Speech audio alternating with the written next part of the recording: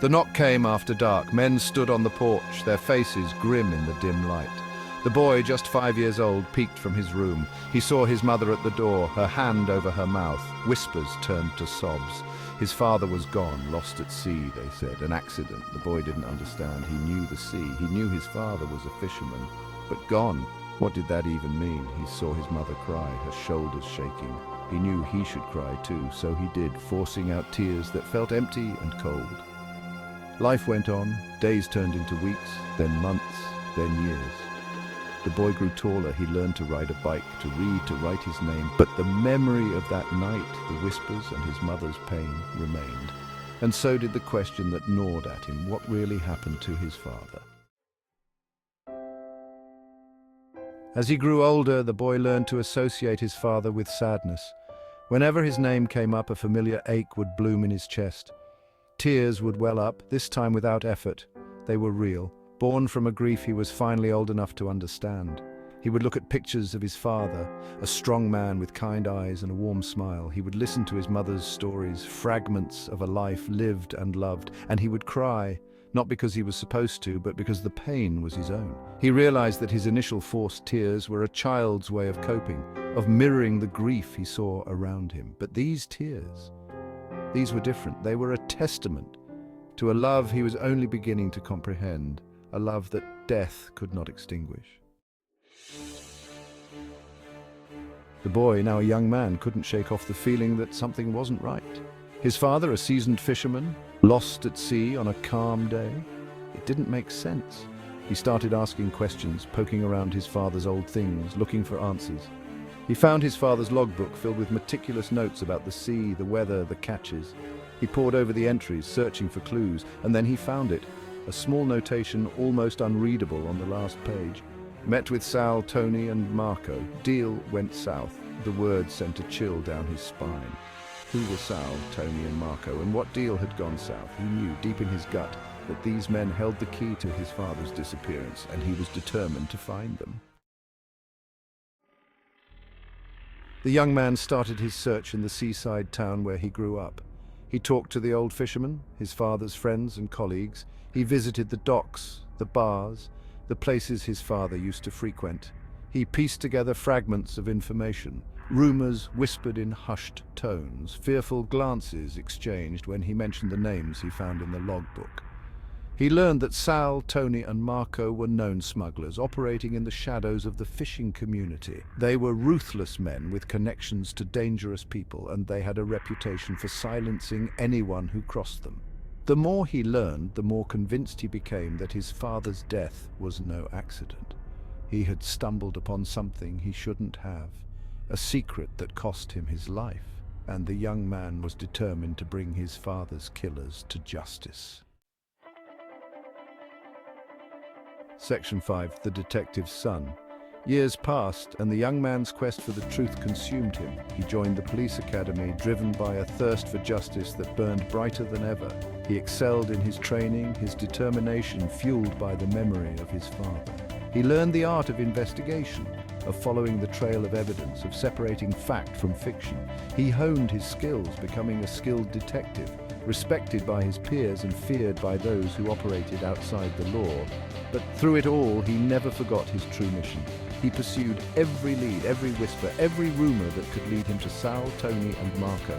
He knew that time was his enemy, that witnesses disappeared, memories faded, and justice delayed was often justice denied. Section 6. A trail of coincidences. One day, a routine investigation led him to a familiar name, Marco. He was investigating a string of petty thefts, nothing that would normally cross his desk. But the name sparked a memory, a flicker of recognition from his father's logbook. He dug deeper, following the trail of evidence, connecting the dots between seemingly unrelated events. He discovered that Marco, now old and frail, was living under an assumed identity, trying to outrun his past. The young man felt a surge of adrenaline. Could this be it? Was he finally closing in on one of his father's killers? He knew he had to tread carefully. He couldn't risk alerting Marco, couldn't let him slip away. Section 7. Justice served cold. As he investigated further, he uncovered a web of deceit, corruption, and violence that stretched back decades. He found evidence linking Marco to Sal and Tony, confirming his suspicions that they were all involved in his father's death. But fate, it seemed, had other plans. One by one, Sal, Tony, and Marco died.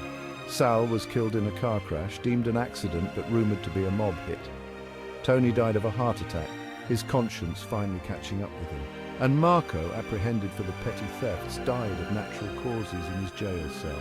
The young man couldn't believe it. Years he had spent searching for these men, and now they were gone, their crimes unpunished by his hand. He felt cheated, robbed of the chance to confront them, to make them pay for what they did. Yet, a part of him couldn't help but feel a sense of relief, a weight lifted from his shoulders. Section 8.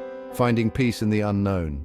He realized then that justice wasn't always black and white, that sometimes the universe had its own way of righting wrongs. He had spent years consumed by vengeance, letting it define him, drive him. But with the death of his father's killers, he felt a sense of closure he hadn't expected. He understood that he might never know the exact details of what happened that fateful night, but he had found his own truth, his own sense of peace. He had honored his father's memory by fighting for justice, by refusing to let his death be forgotten. He realized that his father wouldn't have wanted him to be consumed by anger and vengeance. He would have wanted him to live a good life, a life filled with purpose and meaning. And so he decided to do just that. Section 9. Echoes of a father's wisdom. He carried his father's memory with him, not as a burden, but as a guiding light. He remembered the lessons his father had taught him about honesty, integrity, and the importance of standing up for what's right. He had always remembered his father's words, spoken on a sunny afternoon as they sat together by the docks, mending fishing nets. "Life is about choices, son," his father had said, his voice rough but kind. "You choose your path, you choose your destiny." Those words resonated with him now more than ever. He realized that his father was right. Every choice he made, every action he took, shaped the course of his life. Section 10. The power of choice. He chose to forgive, not for his father's killers, but for himself. He chose to let go of the anger and pain that had held him captive for so long. He chose to focus on the good in his life, on the people he loved, on the future he was building. He became a mentor to young officers, sharing his experience, his wisdom, his unwavering belief in justice. He dedicated his life to protecting others, to ensuring that no one else had to endure the pain he had felt. He found solace in knowing that he had broken the cycle of violence, that he had chosen a different path, a path of healing and hope. Section 11. A life lived in honor. The boy who had once forced himself to cry now lived a life defined by compassion and understanding. He had faced tragedy and emerged stronger, his spirit unbroken. He had honored his father's legacy by embracing the power of choice, by choosing love over hate, forgiveness over vengeance. He lived his life with purpose, his heart filled with gratitude for the lessons he had learned, the love he had shared, and the legacy he would leave behind. And as he stood by the water's edge, the waves crashing gently against the shore, he could almost hear his father's voice whispering in the wind, "Well done, son, well done."